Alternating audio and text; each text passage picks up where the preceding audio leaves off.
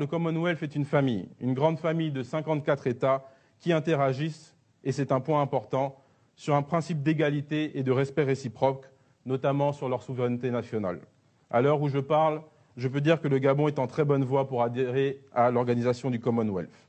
Oui, parce qu'on se demande pourquoi. Pourquoi le Gabon Écoutez, pour plusieurs raisons. D'abord, ça fait 10 ans. C'est-à-dire que Ali Bongo, le fils de Omar Bongo, qui a présidé au destin du Gabon de 67 à 2009 jusqu'à sa mort, aidé en cela par la France, ça fait 10 ans qu'il regarde du côté du Commonwealth. Pourquoi? Parce qu'il regarde du côté du Rwanda. La réussite économique fulgurante du Rwanda, c'est dû aussi au dynamisme anglo-saxon. C'est l'ouverture de nouveaux débouchés. Ali Bongo regarde beaucoup du côté de Singapour, de l'Inde, du Brésil. Donc il y a de toute façon, il suffit de regarder la carte. Les pays du Commonwealth sont beaucoup plus dynamiques économiquement que les anciennes colonies françaises. C'est une réalité, vous pouvez faire des tours et des tours, c'est une réalité. Et il y a une explication, dès 2012,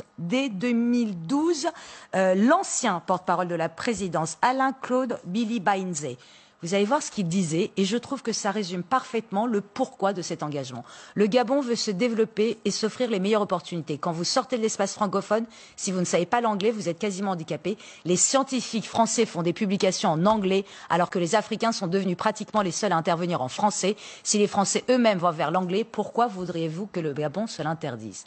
Donc c'était peut-être la dernière fois qu'un porte-parole du Gabon parlait en français. Est-ce qu'il a tort? Sincèrement. Tout le monde, le langage des affaires, c'est l'anglais. Lui-même, Ali Bongo, ne s'exprime en public quasi anglais. Je vous rappelle que la semaine dernière, nous avons parlé du Rwanda. Emmanuel Macron s'exprime en français. Paul Kagame parle parfaitement le français. Pas une fois, il lui a répondu en français. Il a choisi l'anglais, point. Donc, il y a ça, évidemment, quelque chose de très concret, pragmatique, le dynamisme, l'économie. Mais bien sûr que la France est une ancienne colonie. Et là, ça joue. C'est qu'au fait, le Gabon est lassé. Et lassé de l'attitude moralisatrice de la France qui se pose comme ça en disant ça c'est bien, ça c'est mal. En attendant, pendant des années, ils n'ont pas réussi à dépénaliser l'homosexuel et il a suffi qu'il y ait eu l'idée, le petit hameçon du Commonwealth pour que ce soit fait. Mais surtout, prenez le cas du Covid, des vaccins.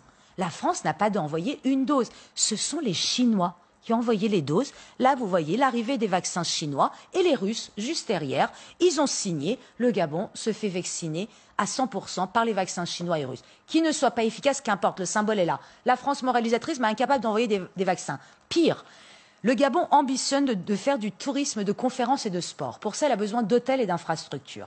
Donc elle a fait appel à la France aux alentours de 2010-2012. La France regardait ailleurs. Qu'est-ce qui s'est passé? La Chine est en train de construire ses infrastructures. Ça construit à tout va, des salles de conférences, des hôtels, des stades, et la France est à côté. Donc je vais vous dire une chose. Le problème, c'est que la France, elle ne regarde plus l'avenir de l'Afrique, qu'elle est engluée dans le passé colonial.